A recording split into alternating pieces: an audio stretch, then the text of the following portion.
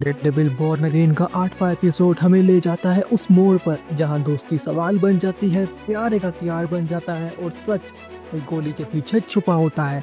इस एपिसोड में फिस्क अपनी सियासी चालों के साथ शतरंज खेल रहा है। वेनेसा अपने इश्क को साबित करने के लिए इंसान मिटा देती है और मैट मुर्डॉक खुद को उन सच्चाइयों से टकराता हुआ पाता है जिन्हें वो कभी स्वीकार नहीं करना चाहता। Hey super friends, welcome to our channel the super hero universe where legends rise. और आज हम करने जा रहे हैं एक सिनेमैटिक और इमोशनल ब्रेकडाउन। तैयार हो जाइए क्योंकि ये कहानी बस एक सुपर हीरो की नहीं बल्कि एक ऐसे इंसान की भी है जो टूट चुका है लेकिन रुका नहीं है। एपिसोड के शुरुआत में हमने देखा विल्सन फिस्क ने अपनी वाइफ वेनेसा को रिवील किया कि उसने एडम को किडनैप करके कहीं बंद रखा है और अब उसने वेनेसा को एक चॉइस दी है, या तो वो उसे आजाद कर दे या मार दे। वेनेसा का जवाब कोल्ड और चिलिंग था। उसने एडम को मरवाना चूज किया सिर्फ फिस्क से अपने प्यार को प्रूव करने के लिए।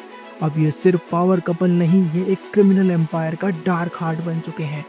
और इस मूवमेंट के बाद फिस्क ऑफिशियली प्रमोट करता है ब्लेक को डेप्यूटी मेयर फॉर कम्युनिकेशन, जो कि पॉसिबल हुआ एएफटीएफ यानी एंटी विजिलेंटे टास्क फोर्स की सक्सेस की वजह से। मैट मुर्डॉक की रिलेशनशिप भी अब दरारों से भर गई है। ग्रेंट जो खुद एक प्रोसिक्यूटर है, उसका विजिलेंटेस के खिलाफ रुख और फिस्क को रिप्रेजेंट करना मुर्डॉक के लिए बहुत बड़ा इमोशनल कॉन्फ्लिक्ट बनता जा रहा है। और इसी बीच उन्हें एक इनवाइट मिलता है एक black and white ball events का, जहाँ पर और भी गेम्स खेले जाने हैं। इसके बाद हमने देखा मैट जोशी इस बार में जाता है जहां उसे पता चलता है कि फॉगी नेल्सन उसकी मौत से पहले एक बड़ा केस जीतने वाला था और वो वहां सेलिब्रेट कर रहा था। ये रिवील मुर्डॉक को हिला देता है और अब वो डिटरमाइंड है कि सच सामने वो लेकर जरूर आएगा। लॉ ऑफिस में मैकटिफी द्वारा रिवील किया जाता है कि फिस्क ने डेक्स को जनरल पॉपुलेशन में शिफ्ट करा दिया है और डेक्स ने मुर्डॉक से मिलने की रिक्वेस्ट भी की है। मैट जब डेक्स से मिलता है तो उसे शक होता है कि फिस्क ने ही नेल्सन की हत्या के लिए डेक्स को भेजा था। मैट उसे इंटरोगेट करता है और इतनी बुरी तरह पीटता है कि डेक्स को हॉस्पिटल ले जाना पड़ता है, लेकिन वहीं पर डेक्स डॉक्टर और गार्ड दोनों को मारकर वहां से भाग जाता है। इस सीक्वेंस में जो टेंशन और ब्रूटैलिटी है वो डेयरडेविल की क्लासिक एसेंस को वापस लाती है। बॉल इवेंट में फिस्क पूरी एलीट सोसाइटी को मैनिपुलेट कर रहा है। वो डुकेन्स को ब्लैकमेल करता है और बाकी सोशलाइट्स को पोर्ट प्रोजेक्ट में डोनेशन देने के लिए पुश करता है। वहीं दूसरी ओर बीबी इन्वेस्टिगेटिव रिपोर्टर गैलो से एएफटीएफ पर इंटरव्यू लेती है, लेकिन उसका असली टारगेट है फिस्क, क्योंकि उसका नाम उसके अंकल की मौत से जुड़ा हुआ है। मैट को आखिरकार एक और शॉकिंग ट्रूथ पता चलता है कि नेल्सन की मौत के पीछे फिस्क नहीं खुद वेनेसा थी। मैट उसे डायरेक्टली कन्फ्रंट करता है। ये मोमेंट सीरीज का सबसे चिलिंग ट्विस्ट है, जहाँ फिस्क की दुनिया की क्वीन अब खुद शतरंज की सबसे खतरनाक प्लेयर बन चुकी है। फिस्क ग्लेन को मुर्डॉक की सीक्रेट आइडेंटिटी रिवील करने ही वाला होता है कि तभी टेस्क आता है और फिस्क को शूट करने की कोशिश करता है, लेकिन मैट उस बुलेट के सामने कूद जाता है और क्रिटिकली वाउंडेड हो जाता है। और कैमरा अब जूम इन होता है मुर्डॉक के खून में लथपथ चेहरे पर। एक दर्द, एक त्याग और एक डेडिकेशन की कहानी जो बताता है कि डेयरडेविल अभी भी वही है, द मैन विदाउट फियर, जैसा उसे कॉमिक्स में जाना जाता है। और बात कर लेते हैं सभी कॉमिक बुक रेफरेंसेस की जो हमने नोटिस किए इस एपिसोड में। इस एपिसोड में वेनेसा फिस्क एक शॉकिंग डिसीजन लेती है एडम को मारने का। अब ये सिर्फ फिस्क की लॉयल वाइफ नहीं, एक क्रिमिनल मास्टरमाइंड भी बन चुकी है। कॉमिक्स में डेयरडेविल वॉल्यूम 2 में वेनेसा फिस्क कई बार विल्सन के एम्पायर को संभालती है। जब फिस्क घायल या आउट हो जाता है, वेनेसा खुद अंडरवर्ल्ड को कंट्रोल करती है और कुछ स्टोरीज में वो फिस्क के खिलाफ जाती है, लेकिन इस शो में उसे अपने पति से भी ज्यादा रूथलेस दिखाया गया है। इसके बाद डेक्स ने इस एपिसोड में एक बार फिर साबित किया कि वो सिर्फ एक पॉन नहीं, एक वॉकिंग वेपन है। हॉस्पिटल में डॉक्टर और गार्ड की cold blooded killing pure comic accuracy है। डेयरडेविल इशू 181 में बुलसाई ने इलेक्ट्रा को ब्रूटैलिटी से मारा था। उसका तरीका हमेशा एक जैसा रहा है, सर्जिकल, प्रिसाइज और इमोशनलेस, और शो में भी यही दिखाया गया। डेस्क का फिस्क से जुड़ाव भी कॉमिक से इंस्पायर्ड है। फिस्क ने हमेशा बुलसाई को एक लीथल टूल की तरह इस्तेमाल किया है। इसके बाद हमने देखा मैट को जोशी इस बार में जाते हुए, जहां उसे पता चलता है कि फॉगी अपनी आखिरी रात एक केस जीतने की खुशी में सेलिब्रेट कर रहा था। डेयरडेविल इशू 12 में और कई सारे इश्यूज में फॉगी हमेशा मैट के साथ खड़ा रहता है। फॉगी की डेथ इस शो में एक इमोशनल एंकर की तरह काम कर रही है, जैसे कैरन पेज की मौत ने किया था मार्वल्स नाइट्स डेयरडेविल कॉमिक्स में। इसके बाद हमने देखा मैट का डेक्स को इंटरोगेट करना, जो कि था पूरा रेस से भरा हुआ pure Daredevil style. Comic history में ये दोनों एक आइकॉनिक राइवलरी का हिस्सा रहे हैं। डेयरडेविल इशू 181 से लेकर 191 तक बुल्सआई और डेयरडेविल के बीच फाइट लेजेंडरी मानी गई है। मैट का डाउट कि फिस्क ने डेक्स को नेल्सन की हत्या के लिए भेजा, ये भी एक नोड है उन क्लासिक डेयरडेविल स्टोरीज का, जहाँ फिस्क अपने एनिमीज को मैनिपुलेट करता है बिना खुद का हाथ गंदा किए। एपिसोड 8 में दिखाया गया ब्लैक एंड व्हाइट बॉल भी एक सिंबॉलिक थ्रोबैक है इन डेयरडेविल फादर कॉमिक लाइन में, और कुछ किंगपिन सेंट्रिक कॉमिक आर्क्स में फिस्क कई बार ऐसे एलीट पार्टीज होस्ट करता है सिर्फ अपने हिडन एजेंडास के लिए। ये पार्टीज बाहर से क्लासी लगती हैं, लेकिन अंदर से पावर गेम्स और ब्लैकमेलिंग से भरी होती हैं, जैसा कि हम देख चुके हैं डुकेन्स को फिस्क द्वारा ब्लैकमेल किए जाते वक्त। इसके बाद बीबी का फिस्क के खिलाफ इन्वेस्टिगेशन करना एक सटल नोड है बेन यूरिक को, जो कॉमिक्स में एक फियरलेस जर्नलिस्ट था और फिस्क की करप्शन को सामने लाने वाला सबसे बड़ा चेहरा था। बीबी का अपने अंकल की मौत से जुड़ा होना भी एक emotional comic style back story है। ये रिमाइंड कराता है कि जर्नलिज्म मार्वल यूनिवर्स में सिर्फ रिपोर्टिंग नहीं, हीरोइज्म भी है। और फिर आता है अब वो मोमेंट जहां मैट खुद को गोली के सामने डाल देता है, फिस्क को बचाने के लिए नहीं बल्कि सच को रोकने के लिए। ये एक डायरेक्ट नोड है Daredevil the man without fear comic line का। उसमें भी मैट बार बार अपने शरीर को एक ढाल की तरह इस्तेमाल करता है, क्योंकि वो जानता है अगर वो नहीं रुका तो ये शहर बर्बाद हो जाएगा। मैट का ये सैक्रिफाइस कॉमिक्स और शो दोनों वर्ल्ड्स को परफेक्टली मिरर करता है। कॉमिक बुक रेफरेंसेस के बाद आइए बात करते हैं कुछ टीवी शोज रेफरेंसेस के बारे में। वेनेसा फिस्क का ये रूथलेस अवतार हमें डायरेक्ट याद दिलाता है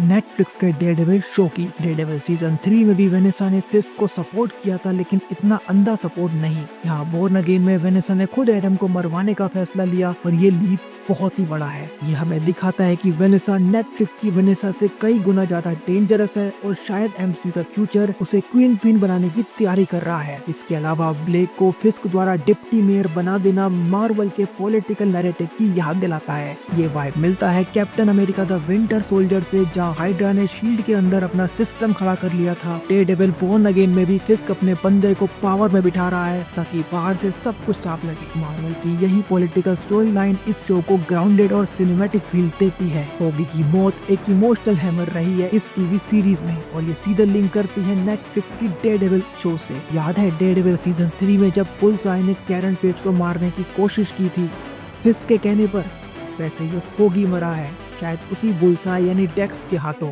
मैट का गिल्ट, लॉस और ऑब्सेशन, ये सभी वही वाइब्स हैं जो हमने चार्ली कॉक्स की डेयरडेविल जर्नी में पहले भी देखी है। इसके बाद हमने जो मैट को देखा जोशी इस बार में जाते हुए फॉगी के बारे में जानने के लिए, ये बार हमें बार बार दिखाया गया है नेटफ्लिक्स डेयरडेविल शो में। और ये वही जगह थी जहाँ मैट, फॉगी और कैरन अक्सर इमोशनली रिचार्ज करते थे खुद को। इस रेफरेंस ने पुराने फैंस को नॉस्टैल्जिया पंच दिया है। डेक्स का इंटेरोगेशन के बाद एस्केप करना एक ब्रूटल, प्रिसाइज और इमोशनलेस मोमेंट को दिखाता है। सेम वाइब्स जैसे नेटफ्लिक्स की डेयरडेविल सीजन 3 में जब बेंजामिन पोइंटेक्स्टर यानी बुल्सआई फिस्क के कहने पर इंसानों को चेस पीसीस की तरह मारता है।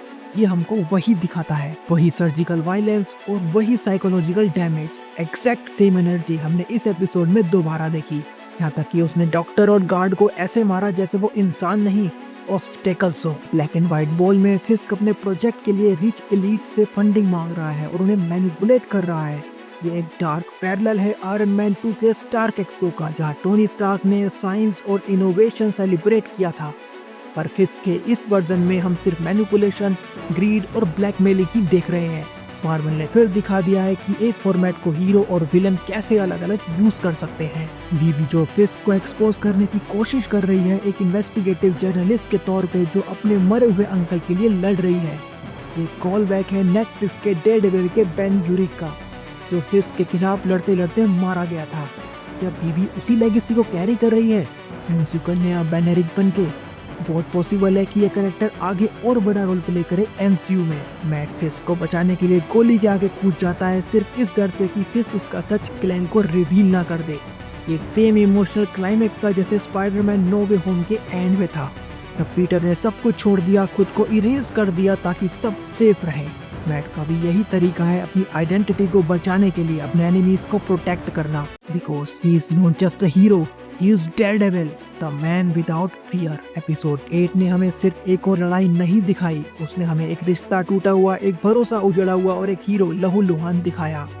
मैंने सका अंधा प्यार फिस्क के साम्राज्य को और खतरनाक बना रहा है। डेक्स एक बार फिर से आजाद है और अब और भी ज्यादा घातक। और मैड मोडोक, उसने शायद तो अपनी आखिरी हिम्मत लगा दी उस सच को बचाने में जो उसे पूरी तरह तोड़ सकता था।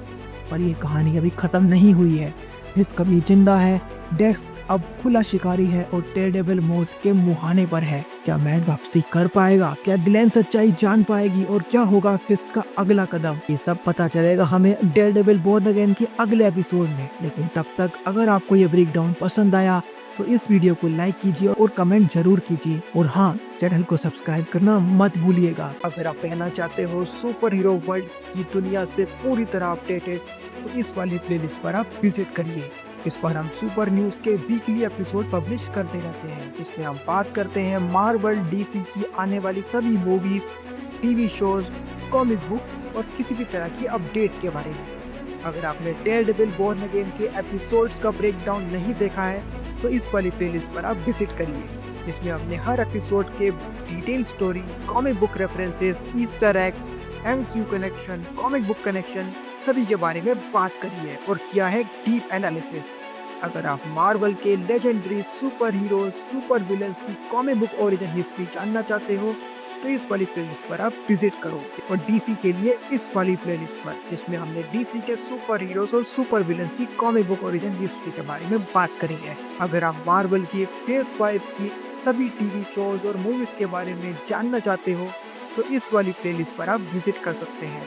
अगर आपको अभी भी नहीं पता है कि नया डीसी यूनिवर्स क्या है, इसके अंदर कौन सी मूवीज, टीवी शोज आने वाले हैं, तो इस वाली प्लेलिस्ट पर आप विजिट करिए, जिसमें हमने बात करी है नए डीसी यूनिवर्स की सभी टीवी शोज और मूवीज के बारे में। ऐसी और अमेजिंग वीडियोस के लिए हमारे चैनल को सब्सक्राइब कीजिए, इस वीडियो को लाइक कीजिए, शेयर कीजिए और हाँ, बेल आइकन को दबाना बिल्कुल ही मत भूलिएगा। तब तक के लिए stay in the crew, we will get you on DC and MCU. Thank you very much. Take care of yourself. Thank you.